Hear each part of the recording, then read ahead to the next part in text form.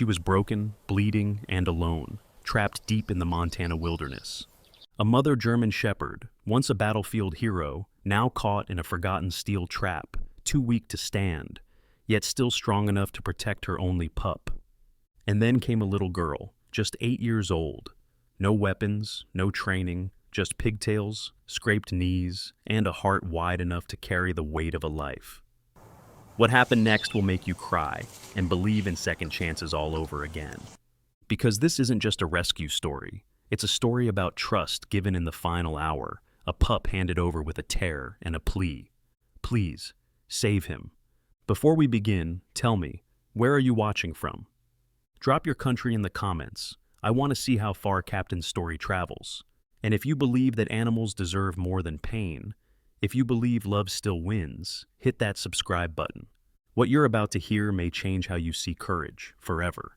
The morning air in Aspen Hollow, Montana, was crisp with pine and dew, the kind of air that woke you up even if you weren't ready. The sun had barely crested over the blue-green slopes of the Elkhorn Mountains, but its rays already filtered through the trees, casting long shadows across Grandpa Tom's back porch. The cabin, built of thick pine logs and stone, sat at the edge of the woods like it had grown there naturally. It was quiet, save for the occasional creak of floorboards or the call of mourning doves from the trees. Aspen Hollow was a forgotten town on purpose, a dot on the map where neighbors waved slowly from porches and time moved the way molasses poured, slow and deliberate. Lila Brooks, 8 years old, stood barefoot on the porch steps in her pajamas, arms crossed against the morning chill. Her auburn hair had come loose from the braids her mother had tied 2 days ago, and the freckles across her cheeks deepened as she squinted into the sunlight. She was a California girl through and through, more used to city buses than dirt roads, more familiar with playgrounds than pine needles. But something in her chest stirred every time she looked out at the forest that cradled her grandfather's home. Behind her, the screen door screeched open. "You're up early," said Tom Brooks, her grandfather. He was in his 70s, tall and wiry, with silver hair and a face lined like old leather. A faded flannel shirt hung loosely over his thin frame, and his right hand held 2 steaming mugs. His eyes, the color of stormy skies, still carried the quiet steadiness of a man who had once patched wounded animals for a living. And broken hearts, too, though he rarely talked about that. "I heard something," Lila said. "Like a rustle, maybe a bear." Tom chuckled and handed her a mug of warm cocoa. "Most likely a squirrel with attitude, but if you do see a bear, remember, they hate loud singing, especially off-key." Lila smirked. "I only sing off-key." "Exactly," he said, and sipped his coffee. They sat on the top step in silence, watching the fog roll off the trees. The porch creaked as a breeze moved through, lifting Lila's hair and setting the wind chimes into a soft, glassy song.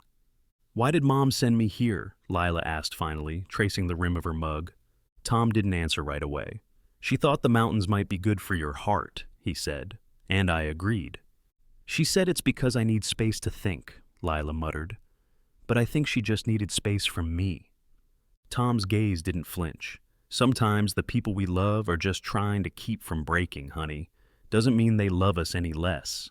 Lila didn't respond. She just nodded and took another sip. Later that morning, after breakfast and dishes and a short nap with a book that fell from her hands, Lila pulled on her boots and declared she was going for a walk. "Stay on the ridge trail," Tom called from the workshop, where he was sanding an old oak shelf. "Don't cross the creek. You remember how to get back?" "Follow the red string," Lila shouted. Earlier that week, they'd tied a bright yarn between trees at major forks in the trail. She had helped, carefully tying the knots while pretending they were traps for mountain trolls. "Good girl. Be back before noon, or the trolls will come looking for you." Lila grinned and disappeared into the trees. The forest was denser than it had looked from the porch. Patches of sunlight flickered through the leaves, dappling the ground like gold coins dropped from the sky. Birds chirped above, and the occasional lizard skittered across the underbrush. She moved quickly at first, excited by the freedom, then slower, letting the silence seep in. A deer trail guided her steps, winding past mossy rocks and fallen logs. The scent of cedar and loam filled her nose. Every few hundred yards, she spotted a loop of red string fluttering gently. As the forest deepened, So did something inside her. A quiet calm settled over her shoulders. Here, in the hush between bird calls and crunching leaves, no one asked questions she didn't know how to answer. No one looked at her like she might crack. At one point, she found a small clearing ringed with smooth stones. Wildflowers grew here, purple asters, tiny blue forget-me-nots, and tall yellow arrowroots. She sat down, pulling out her sketchbook and a dull pencil. Her drawing was rough, a crooked tree, a rock shaped like a heart, but it made her smile. That was when she heard it, a sound. So faint, it might have been the wind, but it wasn't the right kind of wind. It came again. A whimper. Sharp, low, aching. Lila froze. Her pencil dropped onto her lap. The sound wasn't far, maybe just beyond the ridge of the clearing. Her heart began to thud in her chest, not out of fear, but out of something else. Something she didn't yet have a word for. She stood and quietly packed her sketchbook. Her boots were careful against the mossy ground as she stepped toward the sound, ears straining. Whimper, then silence, then again. She paused at the edge of a thick stand of ferns, the noise coming from just beyond. "Hello?" she whispered. The forest didn't answer, but the sound had stopped. She stood there, breath held, waiting for something, anything, to move. After a long moment, when nothing did, she stepped back. Maybe it had been an animal, maybe just an echo, maybe she imagined it.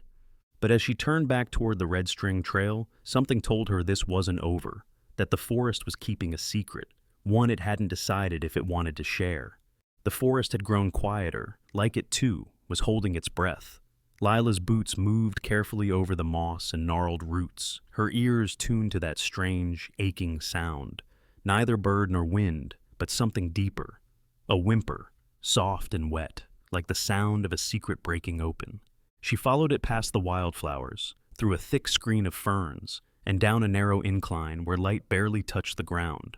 Her chest felt tight, not with fear exactly, but with something electric, something she couldn't name. Then she saw it. Half hidden beneath a fallen log, a shape lay still in the brush. No, not one, two. The larger figure was unmistakable, a German shepherd, though her body was little more than bone and ragged fur. Her coat, once noble black and tan, was streaked with mud and burrs, and her breathing came shallow and thin. One leg jutted at a wrong angle, caught in something. Lila's stomach twisted as her eyes followed the angle of the leg to a cruel rusted trap clamped just above the paw. The metal glinted dully in the filtered light, biting into flesh with unrelenting jaws. Dried blood darkened the ground beneath her. She was motionless but awake, her head lifted slightly, ears twitching weakly. And nestled against her side was a second shape, a tiny puppy, its fur dark and soft, so small it seemed barely real. It shifted in sleep, unaware of the world beyond its mother's warmth. Lila crouched low, her breath caught halfway between awe and horror. She wanted to run, she wanted to cry, she wanted to do something, anything, but all she could do was stare. The mother dog didn't move, didn't growl. Instead, her head tilted slightly, and her eyes locked on Lila's. They were amber, clear, full of something sharp but tired. She didn't plead, she didn't threaten. She simply watched. Lila took a small step forward, heart hammering. Her voice came out barely above a whisper. "You're hurt." Then she saw it, a glint of red leather, barely visible under the tangled fur around the dog's neck. A collar.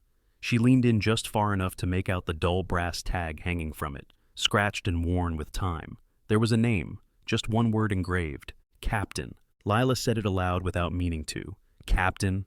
It sounded right. Not cute or silly like the names she gave her stuffed animals. It was strong, heavy with purpose.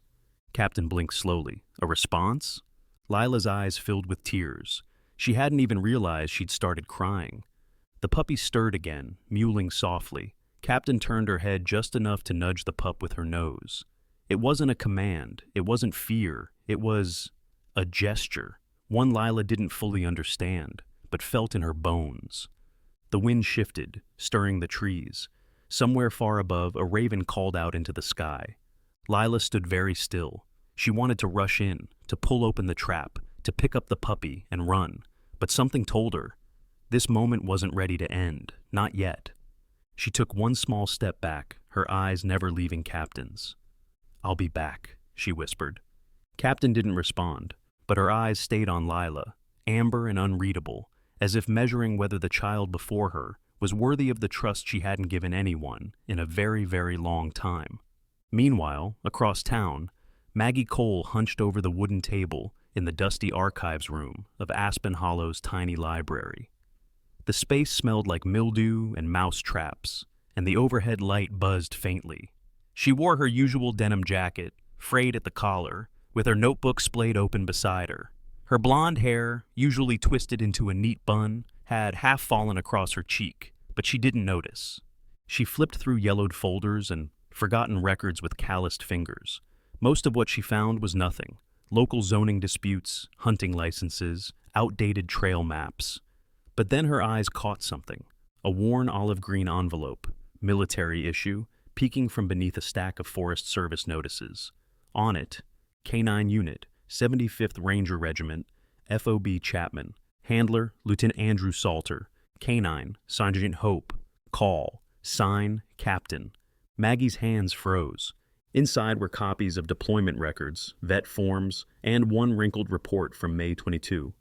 Dog presumed missing during off-duty recreational camping.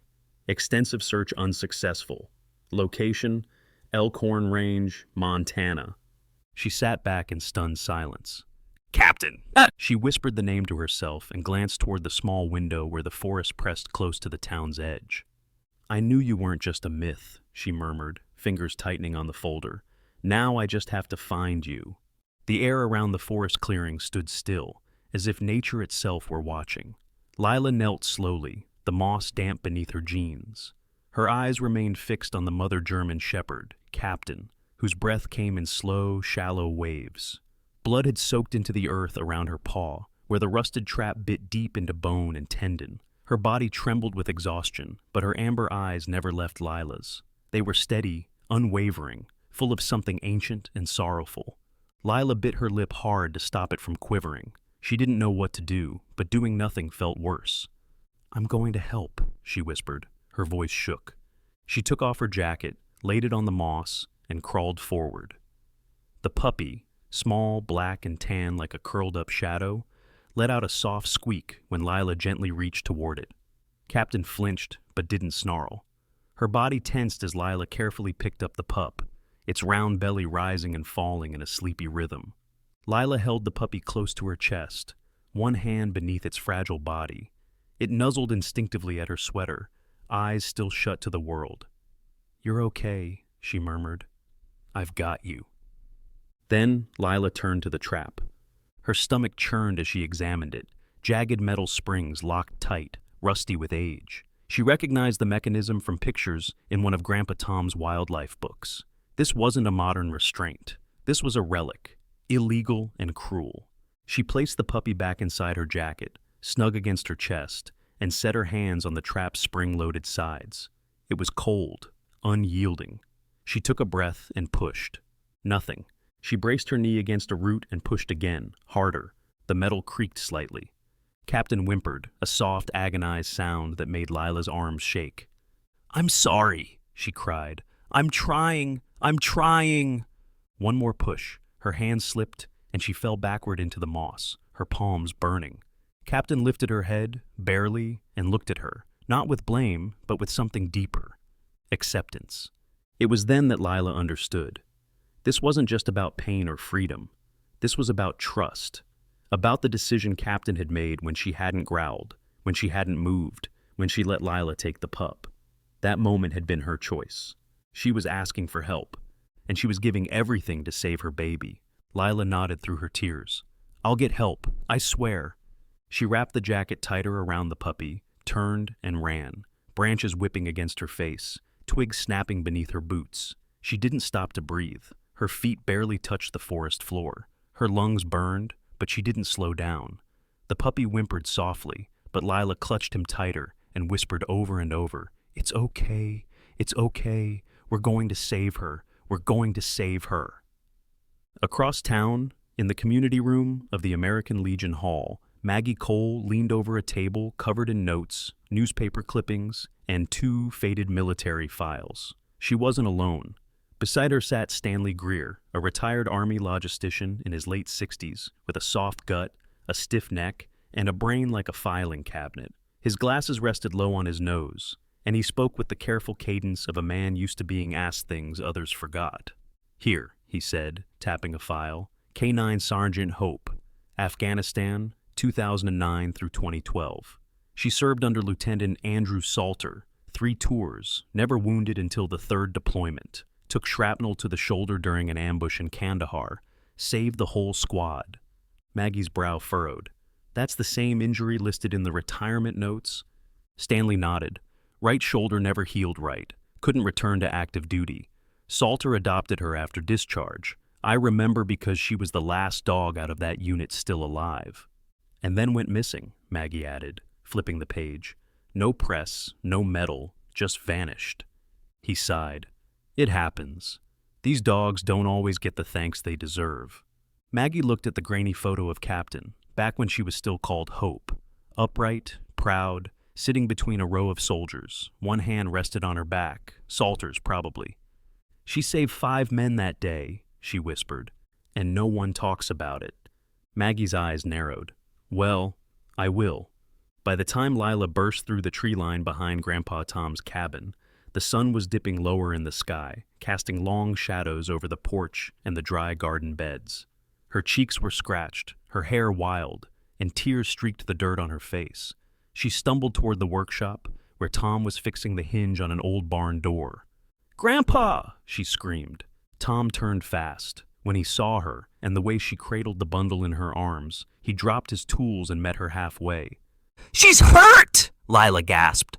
"She's stuck in a trap. It's metal, and it's old, and it's digging into her, and there's blood, and she gave me her puppy, and I couldn't open it. I couldn't." Tom knelt and gently pulled open the edge of the jacket. The puppy, barely a week old, whimpered softly. His ribs showed faintly beneath his fur, but he was alive. "Easy," Tom said, voice calm but serious. "You're okay. He's okay. Let's get inside." "No, we can't. She's still there. She's going to die if we don't. Grandpa, we have to go back."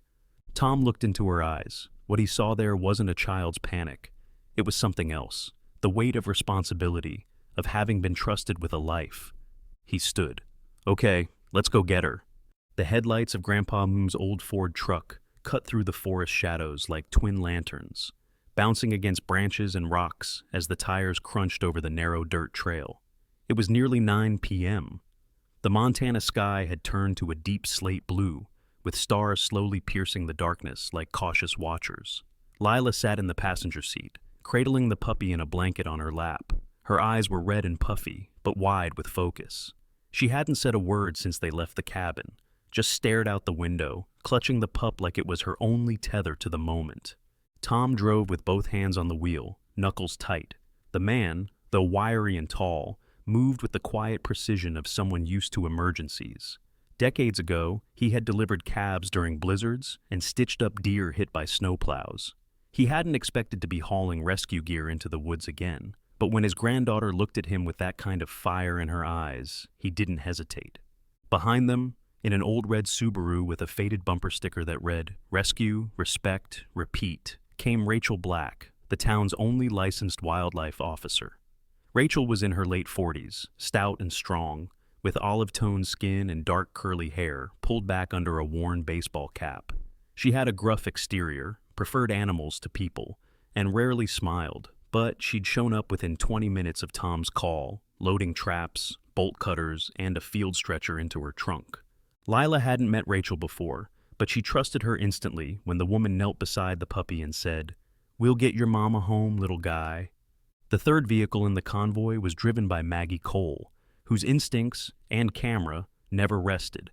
Her battered Jeep was loaded with gear and battery packs, and she kept the window cracked just enough to feel the edge of the cold air roll in. She didn't ask to come. She just showed up with a flashlight and her press credentials tucked in her back pocket. The forest at night was a different world. It hummed, it shifted. The wind no longer whispered, it warned. Tom stopped the truck at the edge of the trail. "We walk from here." Lila jumped down without hesitation, hugging the puppy to her chest. Tom threw the rescue pack over one shoulder and handed Rachel the bolt cutters. Maggie followed, already adjusting the settings on her camera. As they descended into the woods, the beam of Rachel's flashlight caught the shimmer of rusted metal, the same glint Lila had seen hours ago. Captain hadn't moved. Her ears twitched slightly at the approaching footsteps, but her eyes remained fixed on the direction where Lila had disappeared. When she saw her again, the dog gave the faintest thump of her tail against the moss. Lila stepped forward slowly, kneeling beside her. "I told you I'd come back." Tom knelt on the opposite side, examining the trap. He muttered something under his breath, not a curse exactly, but the kind of language used only when faced with senseless cruelty. Rachel moved fast. "Hold her steady," she said to Tom. He placed a firm hand on Captain's neck, his voice low and calming. "Easy, girl. You're safe now." Rachel worked the bolt cutters with sharp, practiced force. The trap gave way with a loud, metallic snap. Captain yelped, but didn't thrash. Tom moved quickly, sliding a splint and gauze beneath the injured leg, then lifting her gently onto the stretcher. "She's burning up," he said. Infections set in. Lila followed every movement like her gaze could hold the dog together. The puppy whimpered from within her jacket. Captain turned her head slowly, her eyes resting on her baby, and let out a soft whine. Maggie, silent until now, clicked a photo just as Captain reached her nose toward the blanket. Back at the cabin, the fire roared in the stone hearth. Tom had turned the living room into a makeshift clinic, laying out bandages, antibiotics, and IV fluids on the long oak dining table. Captain rested on a thick folded blanket near the fire, her chest rising and falling unevenly, but her body no longer trembling. She'd been cleaned and stabilized, her leg dressed and her temperature under control. For now. Lila sat beside her, still holding the puppy, now named Dusty, who had finally dozed off in her arms. Rachel washed her hands in the kitchen, then grabbed a hot cup of coffee. "We'll need to monitor her overnight. Keep the fever down, watch for swelling." Tom nodded. "I'll take first watch." Rachel gave a small, rare smile. "I'll take second." Maggie stood quietly in the corner, reviewing the photos she had taken. The image of Captain on the stretcher, flanked by Rachel and Tom, was haunting. The one of Lila's outstretched hand, the puppy nestled against her heart, said more than 1,000 words.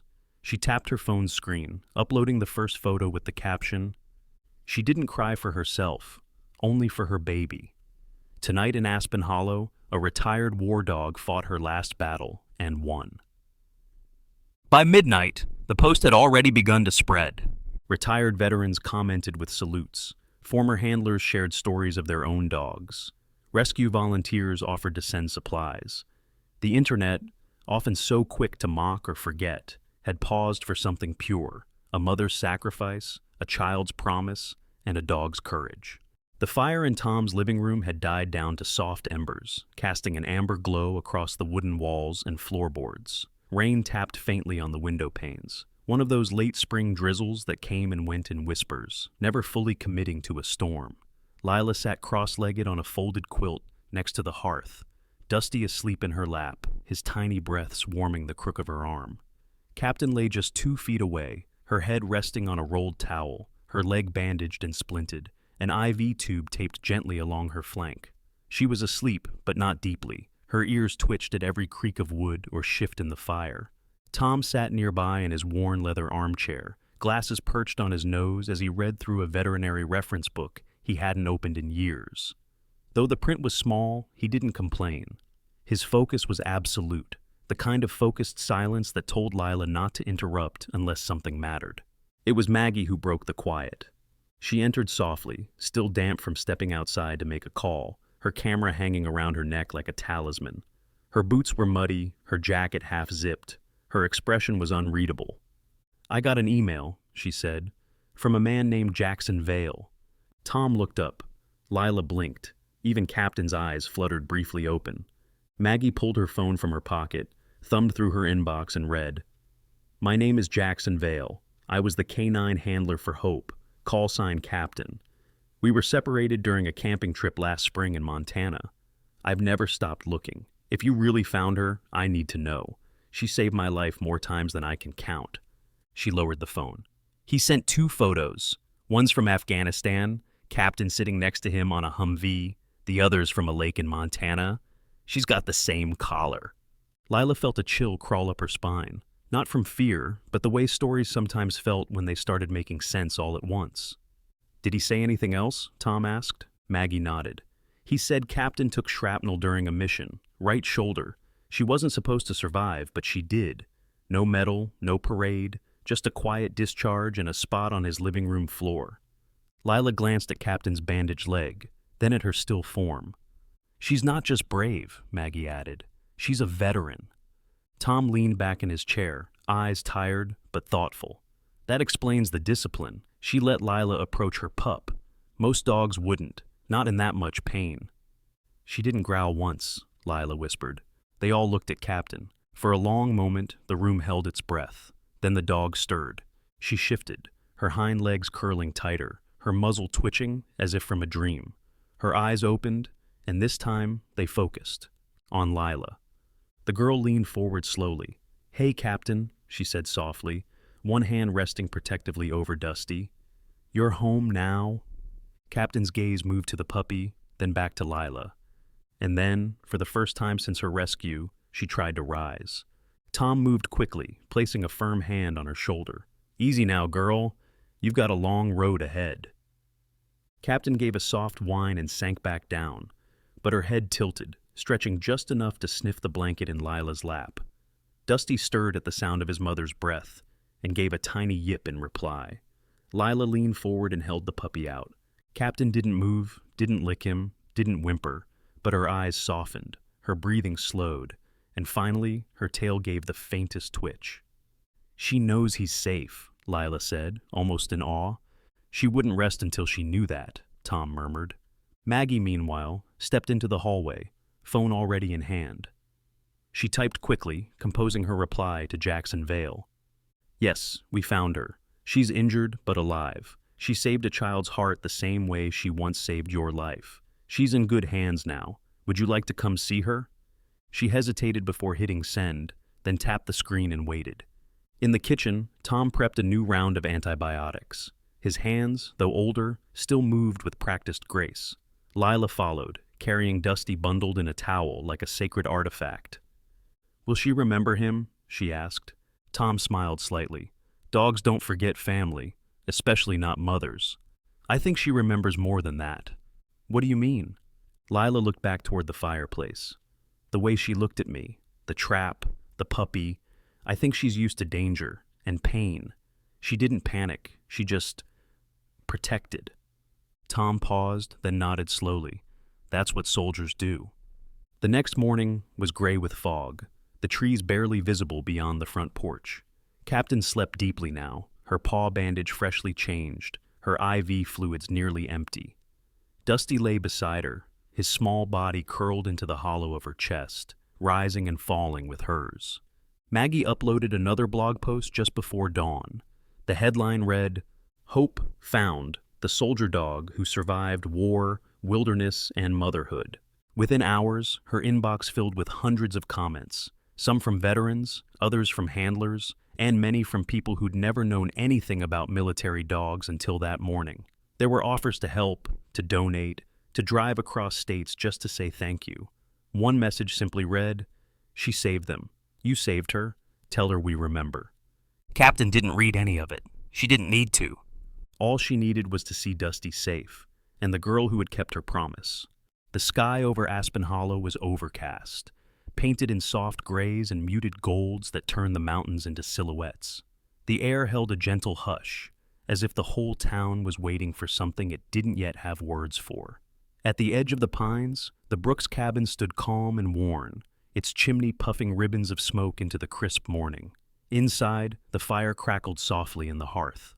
Captain lay on a thick blanket beside the warmth, her breathing slow but steady. Her coat had regained some of its sheen thanks to Tom's gentle washing and Lila's near-constant brushing. Her eyes were open now, alert and patient, tracking everything. Lila's movement, Dusty's yawn, even the swing of the back door. She didn't try to get up yet, but her tail twitched at the sound of familiar voices. Lila sat nearby, still in her oversized flannel shirt and patched jeans, Dusty curled in her lap. He was growing stronger each day, his squeaks louder, his little legs wobbly but determined. She spoke to him softly, narrating each page of an old children's book, even though he couldn't understand the words. It wasn't the words that mattered. It was the sound, the presence. Tom paced the kitchen, reheating coffee. He was dressed more formally than usual. Dark jeans, a clean button-down shirt, and the polished boots he only wore on Sundays. He didn't say much that morning, but his movements were brisk and purposeful. He glanced often toward the driveway, where the gravel crunched under the occasional squirrel or breeze. At 10:12 a.m., the sound of tires on dirt finally arrived.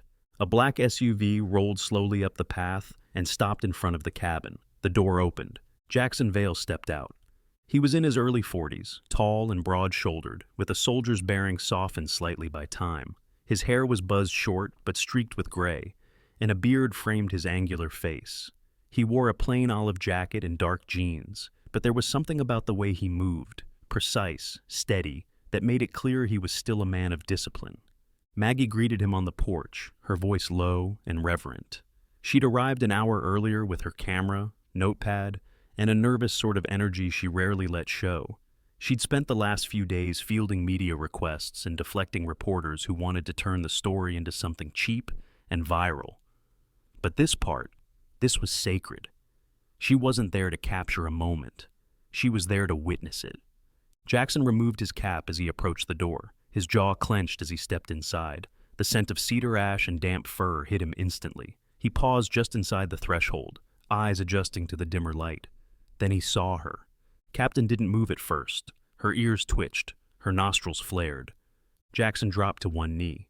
"Hope," he said, voice breaking on the name only he had used. "It's me." Captain's head lifted. Slowly, uncertainly. Her body was stiff, still healing, but her eyes, those amber eyes, locked on him. He didn't rush her. He simply held out his hand, palm down, fingers open. She inhaled once, deeply. Then she exhaled a low whimper, not of pain, of recognition. Her paw twitched forward. "Good girl," he whispered, tears slipping silently down his cheeks. "You found your way back." Captain stretched her neck slowly and pressed her forehead against his hand. No bark, no excitement, just the quiet, aching weight of a reunion long delayed. Lila, watching from across the room, felt something crack open in her chest, something tender and full of awe. Jackson turned to her. "You must be the one who found her," he said, wiping his eyes with the back of his hand. Lila nodded. "She found me, I think." Dusty squeaked in her lap. Captain looked toward the sound and gave the tiniest tail wag. Jackson's eyes widened. "She had a pup?" "She gave him to me before anything else," Lila said, "even when she was trapped. Like, she knew." He looked at Captain again, stunned. "She always protected the small ones. Even in combat, never left anyone behind." Tom entered quietly and offered his hand. "You must be Jackson, Tom Brooks, this little one's grandfather." Jackson shook his hand. "I owe you all more than I can say." Tom smiled. "You don't owe us a thing. She did the hard part. We just followed her lead." Maggie moved quietly through the edges of the room, her camera slung across her shoulder. She'd already decided not to film the moment between Captain and Jackson. Some reunions weren't for headlines, but later, with their permission, she sat with both Lila and Jackson at the old dining table, a notebook between them and mugs of warm cider in their hands. "Tell me what happened," she asked. "From both sides. I'm writing something I want people to remember." Jackson leaned back.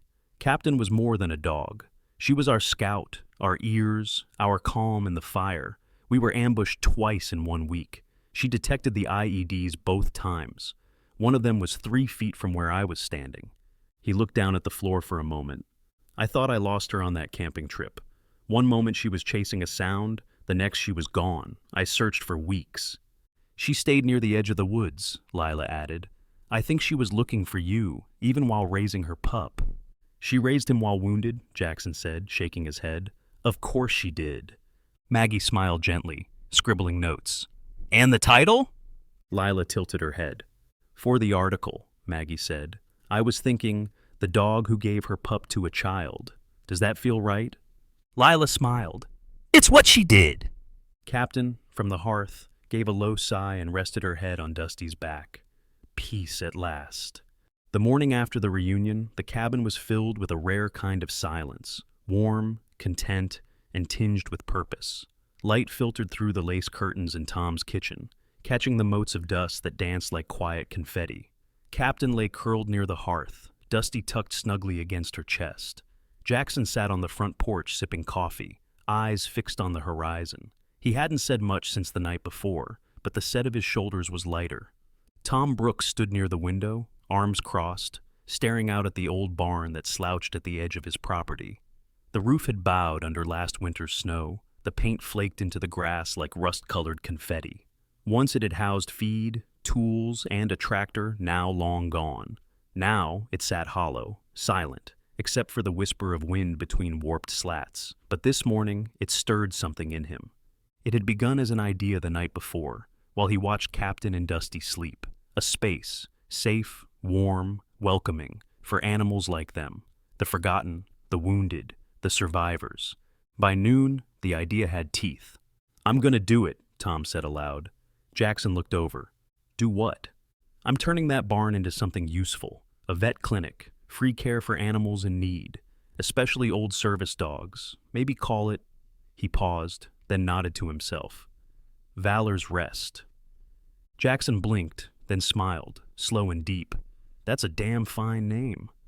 Tom nodded once, then turned back to his coffee, like a man who'd just signed a silent oath. But 3 days later, the front yard of the Brooks property buzzed with more life than it had seen in years. The barn doors had been flung wide, cleared of cobwebs and moldy hay. A dozen volunteers, mostly townsfolk who'd followed the blog, hauled wood, cleaned floors, repaired wiring. Jackson spent hours re-insulating the walls. Lila painted signs in bright acrylics with Dusty sleeping in a box beside her. Captain supervised from her bed in the shade, her bandages clean and healing well, eyes calm, tail thumping whenever someone passed. Among the volunteers was Dr. Elise Monroe, a tall woman in her mid-30s with tightly braided dark hair and calloused hands. She'd once run a mobile veterinary unit for the army in Kosovo and now worked part-time at a clinic in Bozeman. Maggie had found her through a comment on the blog post. Elise didn't say much, just showed up with a crate of supplies, rolled up her sleeves, and got to work.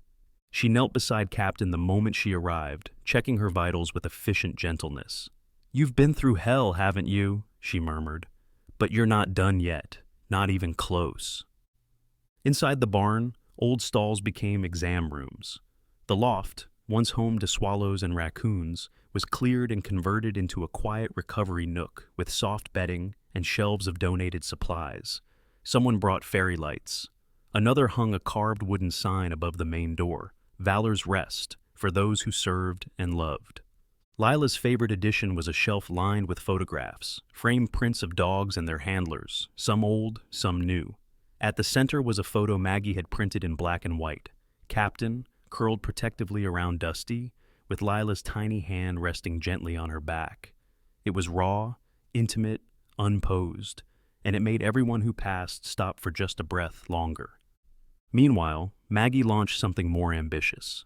Using her connections and the traffic from her viral blog post, she created a crowdfunding page titled Dusty's Legacy Fund. The description read, "Inspired by one pup's gift, this fund connects rescue animals with children who need them most, emotionally, physically, and spiritually. Every dollar helps train, place, and care for pets who give second chances to kids across America." Within 48 hours, they had raised over $9,000. At dinner that night, she showed Lila the live page on her tablet. "People believe in your story, in Captain's story, in Dusty's future." Lila's eyes widened. "We can help other kids too?" Maggie smiled. "That's the plan." Lila looked down at Dusty, who was tugging gently at her shoelace with his growing teeth. "He's gonna be famous, isn't he?" "He already is," Maggie grinned. By the week's end, Valor's Rest had hosted its first soft rescue, a three-legged shepherd named Bandit, surrendered by a veteran whose cancer treatment made it impossible to care for him. Elise and Lila tended to Bandit together, bathing him, soothing his stiff hips, feeding him scrambled eggs and rice. Captain watched from her resting place, silent and regal. She didn't try to rise. But when Bandit passed close enough, she sniffed him gently and gave a single huff of approval. The place was becoming something real, not a shelter, a sanctuary. On Sunday morning, Jackson packed to return home to Colorado. His hand lingered on Captain's head as he knelt beside her one last time. "I'll be back," he promised. "But this is where you belong now." Captain pressed her nose into his palm. "She's got a new mission," Tom said, stepping beside him. Jackson nodded. "I can see that. She always knew where she was needed." As he drove away, Lila stood at the edge of the driveway, Dusty in her arms, waving. Captain watched in silence, but her ears tilted slightly toward the sound of fading tires. Back inside, Lila added a new page to the handmade guest book Maggie had started. A drawing of Captain under a tree, Dusty curled against her side. Above them she wrote, "Where love rests, healing begins." And under it, in bold letters, Valor's Rest. The morning of the inauguration dawned clear and golden, as if the Montana sky itself had opened its arms in blessing. Sunlight poured through the high branches of the pines, warming the dew-damp grass and igniting glimmers in the frost-lined windows of the newly christened Valor's Rest. The barn no longer sagged or sulked. It stood proud, painted a fresh coat of soft red, with creamy white trim and a wide double door that bore the symbol of a dog's paw enclosed in a star. Beneath it, in hand-carved cedar, the words, "For those who served and loved." People came from all over, veterans, townsfolk, kids with scruffy dogs, couples holding hands. Maggie's article had been syndicated nationwide, and the town of Aspen Hollow found itself suddenly the focus of a tender spotlight. Photographers, reporters, and even a small documentary team had arrived, but today they kept respectfully in the background. This wasn't about fame, it was about honor. In front of the barn, a modest stage had been erected, draped in burlap and pine garland. Folding chairs lined the meadow like expectant watchers. Tom stood in the back, arms crossed over a new blazer that still smelled faintly of mothballs. His boots were polished, his eyes damp. Beside the stage, a wooden plaque was covered with a green velvet cloth, awaiting its unveiling. Maggie was there too, dressed in a navy blazer and jeans, her hair pulled into a loose bun, camera slung across her chest, but unused for the moment. Today, she would not be a journalist. She would be a witness. Lila, wearing a pale yellow dress that fluttered like sunlight, stood behind the podium. Dusty, now stronger, sat at her feet, his ears too big for his head, his paws comically oversized, but his eyes full of that same old soul gentleness. Captain lay just beside him on a cushioned bed, a light breeze ruffling her coat. Her face was silvering fast now, and though her body still ached, her presence felt immense, like a mountain had lain down to rest and yet continued to watch over the world. Pinned to her collar was a small, gleaming medal, an official Department of Defense Canine Service Medallion, awarded for bravery and sacrifice beyond the call of duty. Jackson had worked tirelessly to make it happen, and though Captain couldn't understand the words in the citation, she understood the reverence in the way people looked at her now, not as a wounded stray, but as a hero. Lila cleared her throat. Her voice, though small, carried in the quiet. "My name is Lila Brooks," she began, "and this is Captain. She saved me before I even knew I needed saving. She gave me Dusty, and in that moment, I think she gave me part of her heart." She looked down at Captain. The dog blinked slowly, tail twitching. Valor's Rest isn't just a place, it's a promise. That no animal who gives their all for us will ever be forgotten. That children like me can find hope and courage through the love of those we rescue, and sometimes they rescue us too. There was no applause at first, only silence, thick with feeling. Then someone stood, then another, and soon the meadow erupted in a standing ovation, not the kind that seeks to impress, but the kind that comes from hearts cracked wide open. When the applause quieted, Tom stepped forward with Maggie and Jackson. Together, they lifted the velvet cloth to reveal the new dedication plaque. In honor of Captain, who gave everything, then gave more. Below it, a second line had been engraved, by Maggie's request, dedicated to those who believe in second chances. Later, as the crowds milled about, touring the building and admiring the photographs, a newcomer stepped quietly up the gravel path. He looked young, no more than 22, but walked with the stiffness of someone who had seen too much, too soon. His skin was suntanned and drawn, his hair buzzed short, and his left hand bore the telltale tremor of trauma. He wore a flannel jacket, jeans, and a ball cap that read USMC. Beside him trotted a dog, another shepherd, but younger than Captain, with alert amber eyes and a long scar down his left hind leg. The dog paused briefly near Dusty, sniffed politely, and sat at his handler's side. Maggie spotted him first. "You're new," she said, her voice soft but sure. The young man nodded. "Saw the article. Drove all the way from Idaho." His voice cracked slightly. "We're looking for a place to start again." Tom stepped forward and offered his hand. "You found it." The man smiled, just barely. "His name's Rebel. We were together in Syria. I lost my unit. He stayed, never left my side." Lila approached, Dusty trailing behind. She looked up at the new dog, then the man, and gave a shy smile. "Rebel's a good name." "Captain thinks so too," she added, as the old dog gave one soft huff and laid her head on Dusty's back. The young soldier knelt beside her, eyes wide with awe. "That's her. That's Captain?" "She's home now," Lila whispered.